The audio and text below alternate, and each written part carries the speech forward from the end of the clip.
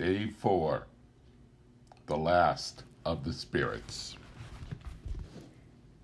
The phantom slowly, gravely, silently approached. When it came near him, Scrooge bent down upon his knees, for in the very air through which this spirit moved, it seemed to gather gloom and mystery. It was shrouded in a deep black garment which concealed its head, its face, its form, and left nothing of it visible save one outstretched hand. But for this it would have been difficult to detach its figure from the night and separate it from the darkness by which it was surrounded. He felt that it was tall and stately when it came beside him, and that its mysterious presence filled him with a solemn dread. He knew no more, for the spirit neither spoke nor moved. "I am in the presence of the ghost of Christmas yet to come," said Scrooge. The spirit answered not, but pointed onward with its hand. "You are about to show me shadows of the things that have not happened, but will happen in the time before us," Scrooge pursued. "Is that so, spirit?" The upper portion of the garment was contracted for an instant in its folds, as if the spirit had inclined its head. That was the only answer he received. Although well used to ghostly company by this time, Scrooge feared the silent shape so much that his legs trembled beneath him, and he found that he could hardly stand when he prepared to follow it. The spirit paused for a moment, as observing his condition and giving him time to recover. But Scrooge was all the worse for this. It thrilled him with a vague, uncertain horror to know that behind the dusky shroud there were ghostly eyes intensely fixed upon him, while he, though he stretched his own to the utmost, could see nothing but a spectral hand and one great heap of black. "Ghost of the future," he exclaimed, "I fear you more than any specter I have seen. But as I know your purpose is to do me good, and as I hope to live to be another man for what I was, I am prepared to bear you company, and do it with a thankful heart. Will you not speak to me?" It gave him no reply. The hand was pointed straight before them. "Lead on," said Scrooge. "Lead on. The night is waning fast, and it is precious time to me, I know. Lead on, spirit." The phantom moved away as it had come toward him. Scrooge followed in the shadow of its dress, which bore him up, he thought, and carried him along. They scarcely seemed to enter the city, for the city rather seemed to spring up about them and encompass them of its own act. But there they were, in the heart of it, on 'change amongst the merchants, who hurried up and down and chinked the money in their pockets and conversed in groups and looked at their watches and trifled thoughtfully with their great gold seals, and so forth, as Scrooge had seen them often. The spirit stopped beside one little knot of businessmen. Observing that the hand was pointed to them, Scrooge advanced to listen to their talk. "No," said a great fat man with a monstrous chin. "I don't know much about it, either way. I only know he's dead." "When did he die?" inquired another. "Last night, I believe." "Why, what was the matter with him?" asked a third, taking a vast quantity of snuff out of a very large snuff box. "I thought he'd never die." "God knows," said the first with a yawn. "What has he done with his money?" asked a red-faced gentleman with a pendulous excrescence on the end of his nose that shook like the gills of a turkey cock. "I haven't heard," said the man with the large chin, yawning again. "Left it to his company, perhaps. He hasn't left it to me. That's all I know." This pleasantry was received with a general laugh. "It is likely to be a very cheap funeral," said the same speaker, "for upon my life I don't know of anybody to go to it. Suppose we make up a party and volunteer."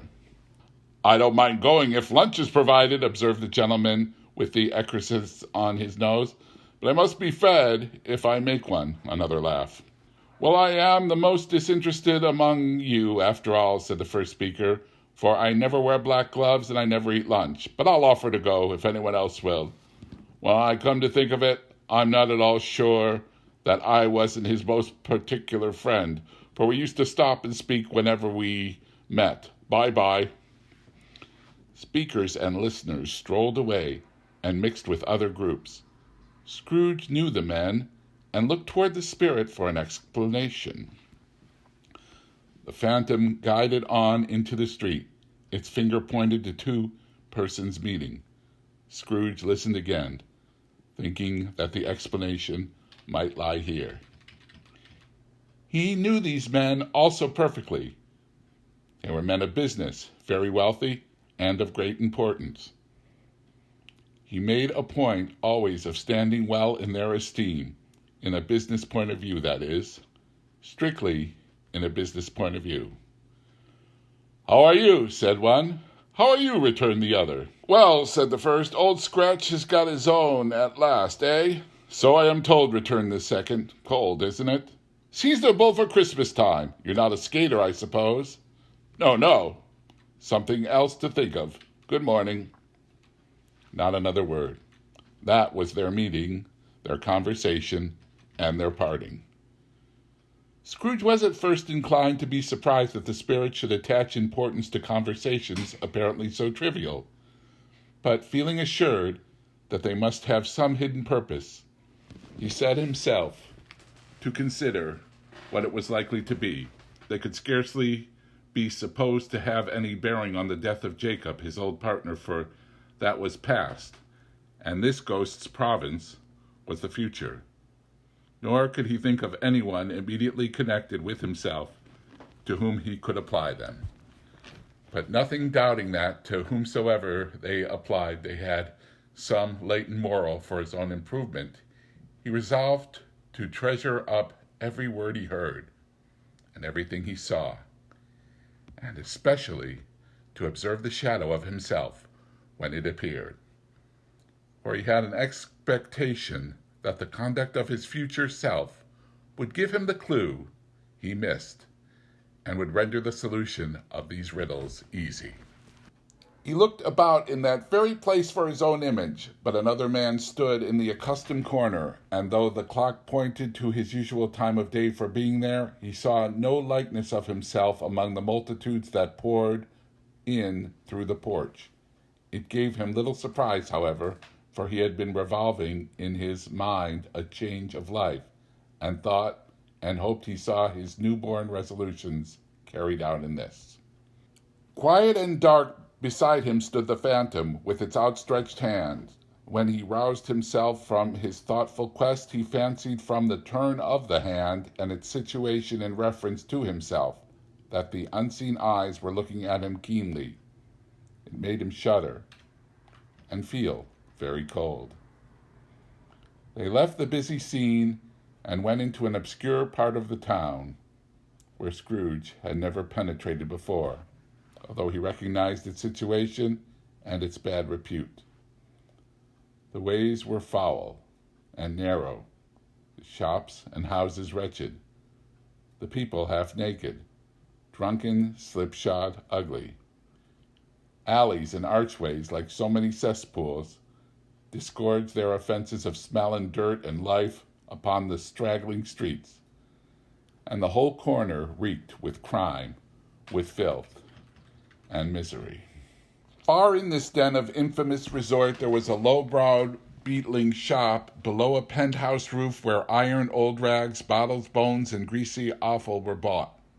Upon the floor within were piled up heaps of rusty keys, nails, chains, hinges, files, scales, weights, and refuse iron of all kinds.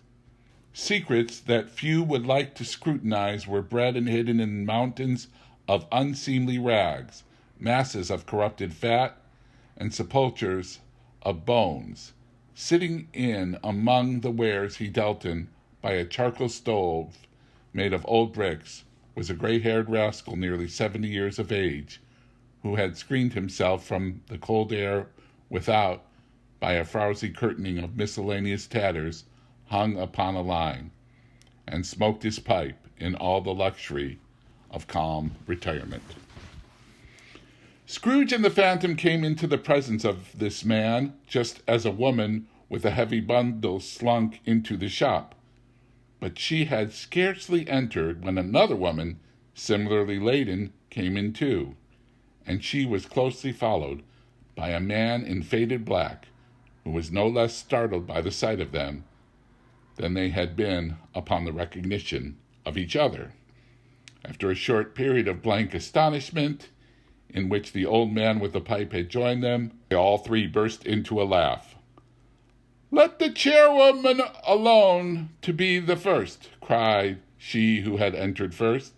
"Let the laundress alone to be the second, and let the undertaker's man alone to be the third. Look here, old Joe, here's a chance, if we haven't all three met here without meaning it."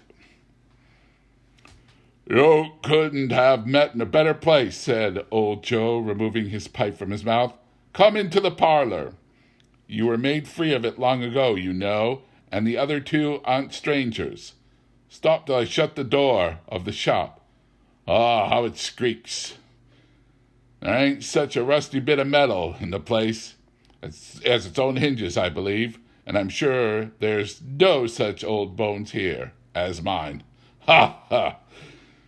We're all suitable to our calling. We're well matched. Come into the parlor. Come into the parlor." The parlor was the space behind the screen of rags. The old man raked the fire together with an old stair-rod, and having trimmed his smoky lamp, for it was night, with the stem of his pipe, put it in his mouth again. When he did this, the woman who had already spoken threw her bundle on the floor and sat down in a flaunting manner on a stool, crossing her elbows on her knees, and looking with bold defiance at the other two. "What odds, then? What odds, Mrs. Dilber?" said the woman. "Every person has the right to take care of themselves. He always did." "That's true indeed," said the laundress. "No man more so. Why, then, don't we stand staring as if you was afraid, woman? Who's the wiser? We're not going to pick holes in each other's coats, I suppose?" "No, indeed," said Mrs. Dilber and the man together. "We should hope not." "Very well, then," cried the woman. "That's enough. Who's the worse for the loss of a few things like these? Not a dead man, I suppose?" "No, indeed," said Mrs. Dilber, laughing.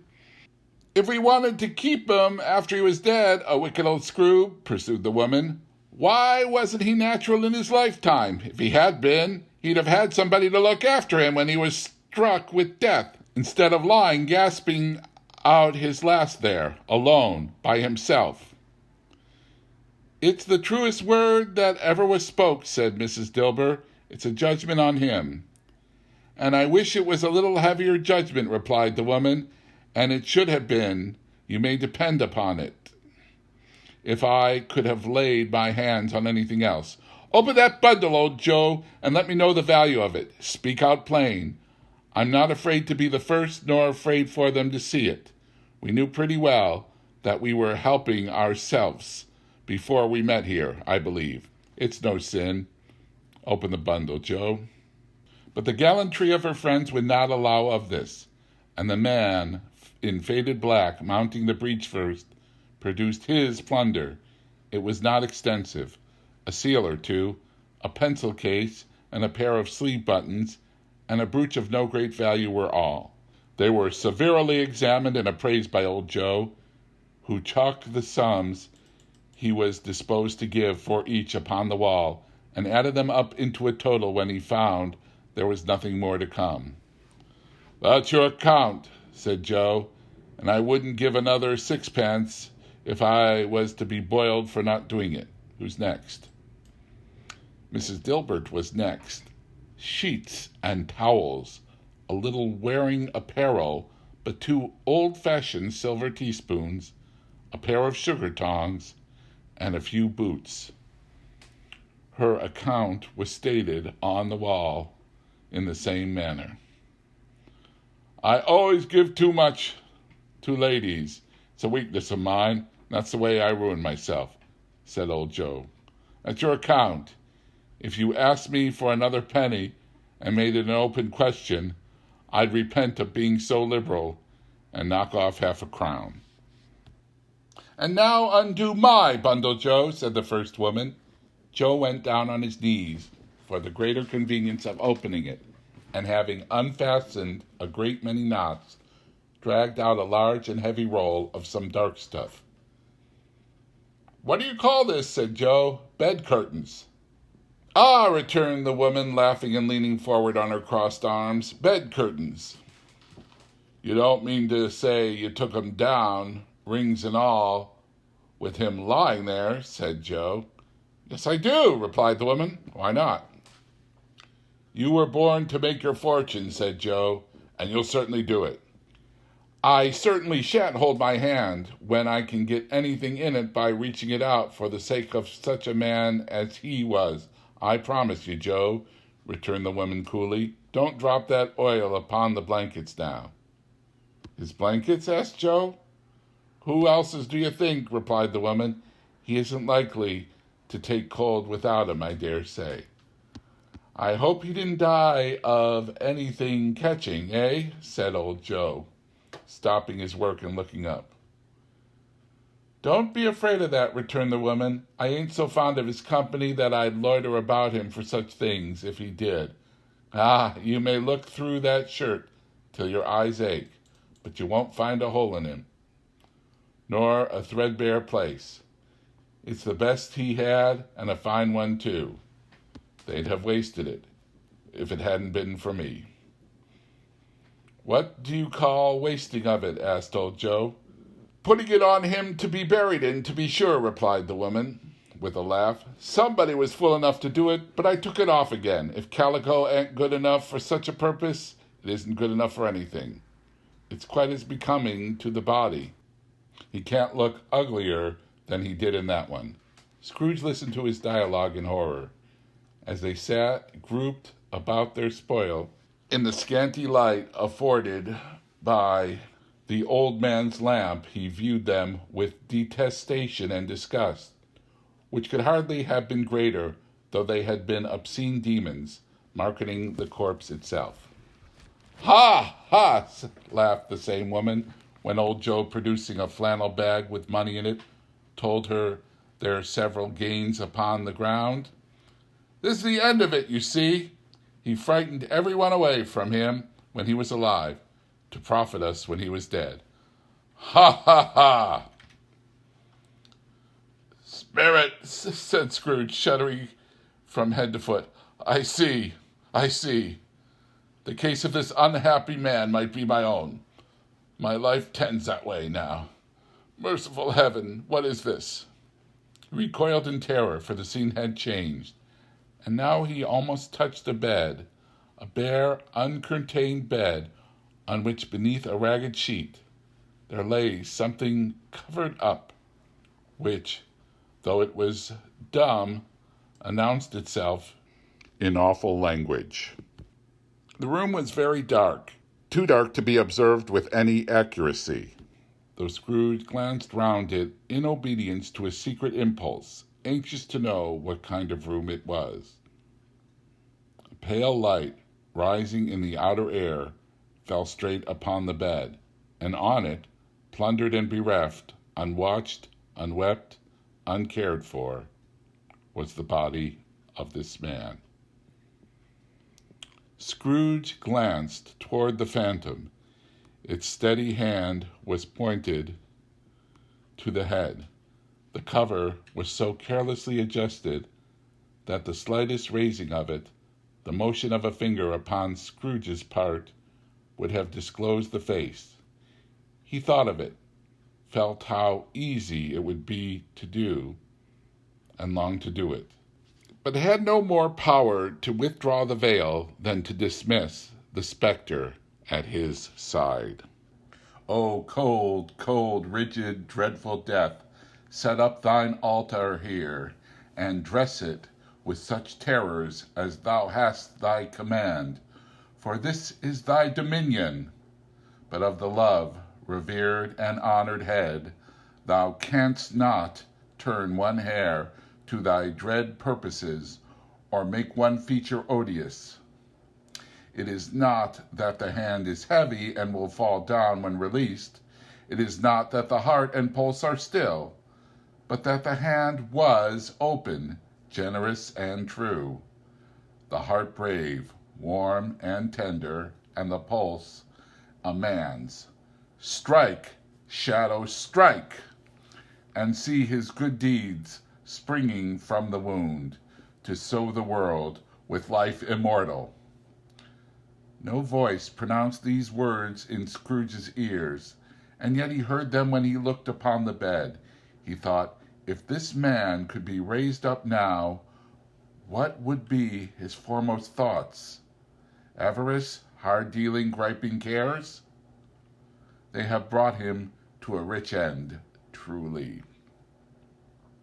He lay in the dark, empty house, with not a man or woman or a child to say he was kind to me in this or that, and for the memory of one kind word I will be kind to him.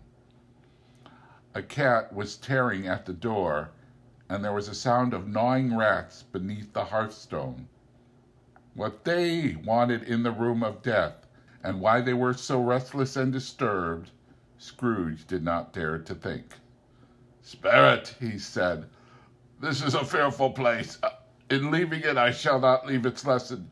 Trust me, let us go."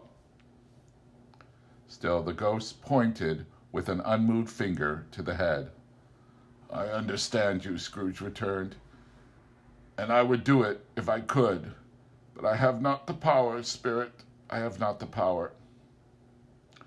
Again it seemed to look upon him.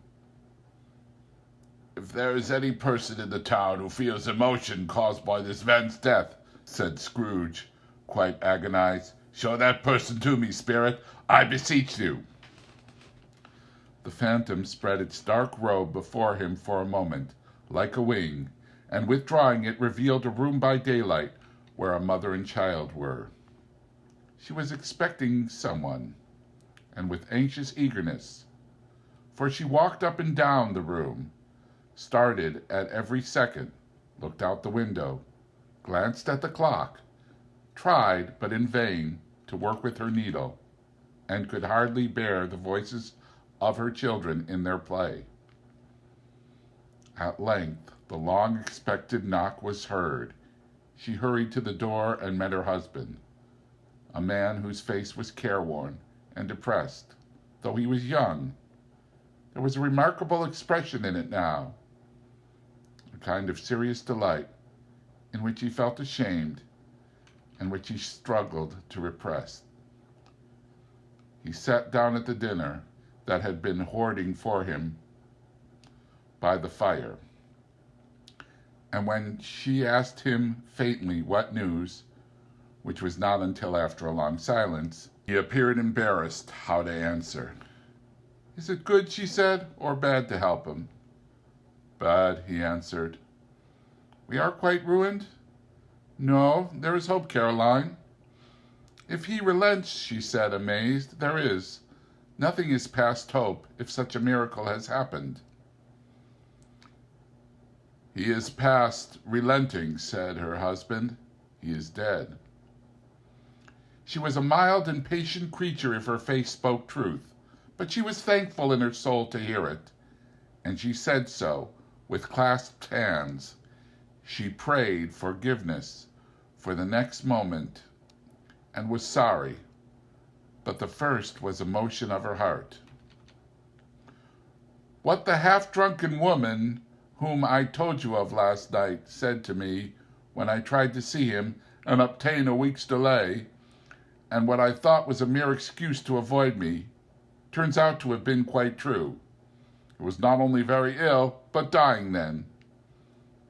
To whom will our debt be transferred? I don't know, but before time we shall be ready with the money, and even though we were not, it would be a bad fortune indeed to find so merciless a creditor in his successor. We may sleep tonight with light hearts, Caroline. Yes. Soften it as they would, their hearts were lighter. The children's faces rushed and clustered round to hear what they so little understood were brighter, and it was a happier house for this man's death. The only emotion that the ghost could show him, caused by the event, was one of pleasure. Let me see some tenderness connected with the death, said Scrooge, or that dark chamber spirit, which we left just now, will be ever present for me. The ghost conducted him through several streets familiar to his feet, and as they went along, Scrooge looked here and there to find himself, but nowhere was he to be seen. They entered poor Bob Cratchit's house, the dwelling he had visited before, and found the mother and the children seated round the fire. Quiet, very quiet. The noisy little Cratchits were as still as statues in one corner, and sat looking up at Peter, who had a book before him. The mother and her daughters were engaged in sewing, but surely they were very quiet. And he took a child and set him in the midst of them. Where had Scrooge heard these words? He had not dreamed them. The boy must have read them out as he and the spirit crossed the threshold. Why did he not go on? The mother laid her work upon the table and put her hand up to her face. The color hurts my eyes, she said. The color. Ah, poor Tiny Tim. They're better now again, said Cratchit's wife. It makes them weak by candlelight, and I wouldn't show weak eyes to your father when he comes home, for the world. It must be near his time. Possit rather, Peter answered, shutting up his book. But I think he has walked a little slower than he used to these last few evenings, Mother. They were very quiet again. At last she said, in a steady, cheerful voice that only faltered once, I have known him walk with Tiny Tim upon his shoulder, very fast indeed. And so have I, cried Peter, often. And so have I, exclaimed another. So had all. But he was very light to carry, she resumed, intent upon her work, and his father loved him so that it was no trouble. And there is your father at the door. She hurried to meet him, and little Bob in his comforter, he had need of it, poor fellow, came in. His tea was ready for him on the hob, and they all tried who should help him to it most. Then the two young Cratchits got upon his knees and laid, each child a little cheek, against his face, as if they said, Don't mind it, father, don't be grieved. Bob was very cheerful with them and spoke pleasantly to all the family. He looked at the work upon the table and praised the industry and speed of Mrs. Cratchit and the girls. They would be done long before Sunday, he said. Sunday! You went today, then, Robert, said his wife. Yes, my dear, returned Bob. I wish you could have gone. It would have done you good to see how green a place it is, but you'll see it often. I promised him I would walk there on a Sunday. My little child, cried Bob, my little child. He broke down all at once. He couldn't help it. If he could have helped it, he and his child would have been farther apart, perhaps, than they were. He left the room and went upstairs into the room above, which was lighted cheerfully and hung with Christmas. There was a chair set close beside the child, and there were signs of someone having been there lately. Poor Bob sat down in it, and when he had thought a little and composed himself, he kissed the little face. He was reconciled to what had happened and went down again, quite happy.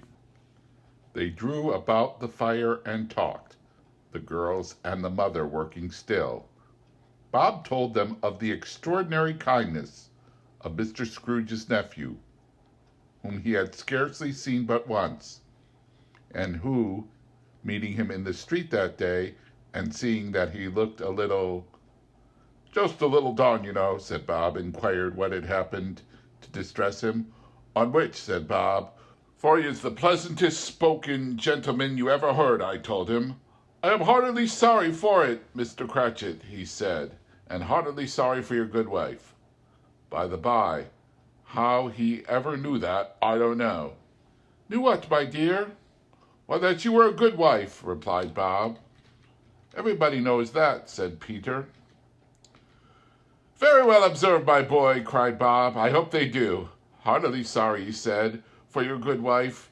If I can be of service to you in any way, he said, giving me his card, that's where I live. Pray come to me.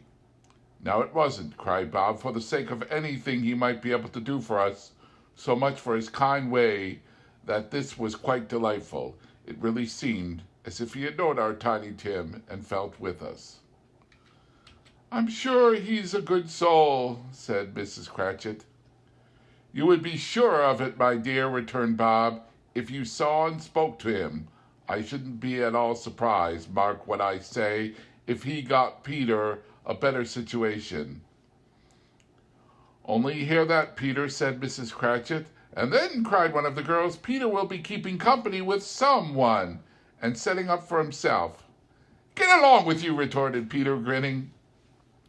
It's just as likely as not, said Bob, one of these days, though there's plenty of time for that, my dear. But however and whenever we part from one another, I'm sure we shall none of us forget poor Tiny Tim, shall we? Or this first parting that there was among us? Never, father, cried they all. And I know, said Bob, I know, my dears, that when we recollect how patient and how mild he was, although he was little child, we shall not quarrel easily among ourselves and forget poor Tiny Tim in doing it. No, never, father, they all cried again. I'm very happy, said little Bob. I am very happy. Mrs. Cratchit kissed him. His daughters kissed him. The two young Cratchits kissed him, and Peter and himself shook hands. Spirit of Tiny Tim, thy childish essence was from God. Spectre, said Scrooge, something informs me that our parting moment is at hand. I know it, but I know not how.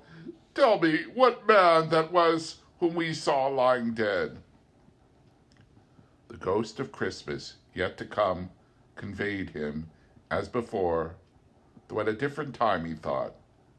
Indeed, there seemed no order in these latter visions, save that they were in the future, into the resorts of business men, but showed him not himself. Indeed, the spirit did not stay for anything, but went straight on, as to the end just now desired, until besought by Scrooge to tarry for a moment. This court, said Scrooge, though which we hurry now, is where my place of occupation is, and has been for a length of time. I see the house. Let me behold what I shall be in days to come. The spirit stopped. The hand was pointed elsewhere. The house is yonder, Scrooge exclaimed. Why do you point away? The inexorable finger underwent no change. Scrooge hastened to the window of his office and looked in. It was an office still, but not his. The furniture was not the same, and the figure in the chair was not himself. The phantom pointed as before. He joined it once again, and wondering why and whither he had gone, accompanied it until they reached an iron gate. He paused to look around before entering. A churchyard. Here, then, the wretched man whose name he had now to learn lay underneath the ground. It was a worthy place, walled in by houses, overrun by grass and weeds, the growth of vegetation's death, not life, choked up with too much bearing, fat with repleted appetite, a worthy place. The spirit stood among the graves and pointed down to one. He advanced toward it, trembling. The phantom was exactly as it had been, but he dreaded that he saw a new meaning in its solemn shape. "Before I draw nearer to that stone to which you point," said Scrooge, "answer me one question. Are these the shadows of the things that will be? Or are they shadows of things that may be only?" Still, the ghost pointed downward to the grave by which it stood. "Men's courses will foreshadow certain ends, to which, if persevered in, they must lead," said Scrooge. "But if the courses be departed from, the ends will change. Say it is thus with what you show me." The spirit was immovable as ever. Scrooge crept towards it, trembling as he went, and following the finger, read upon the stone of the neglected grave his own name, Ebenezer Scrooge. "Am I that man who lay upon the bed?" he cried, upon his knees. The finger pointed from the grave to him and back again. "No, spirit! Oh, no, no!" The finger still was there. "Spirit!" he cried, tight clutching at his rope. "Hear me! I am not the man I was. I will not be the man I must have been but for this intercourse. Why show me this, if I am past all hope?" For the first time, the hand appeared to shake. "Good spirit," he pursued, as down upon the ground he fell before it, "your nature intercedes for me and pities me. Assure me that I yet may change these shadows you have shown me by an altered life." The kind hand trembled. "I will honor Christmas in my heart, and try to keep it all the year. I will live in the past, the present, and the future. The spirits of all three shall strive within me. I will not shut out the lessons that they teach. Oh, tell me I may sponge away the writing on this stone." In his agony, he caught the spectral hand. It sought to free itself, but he was strong in his entreaty and detained it. The spirit, stronger yet, repulsed him. Holding up his hands in a last prayer to have his fate reversed, he saw an alteration in the phantom's hood and dress. It shrunk, collapsed, and dwindled down into a bedpost.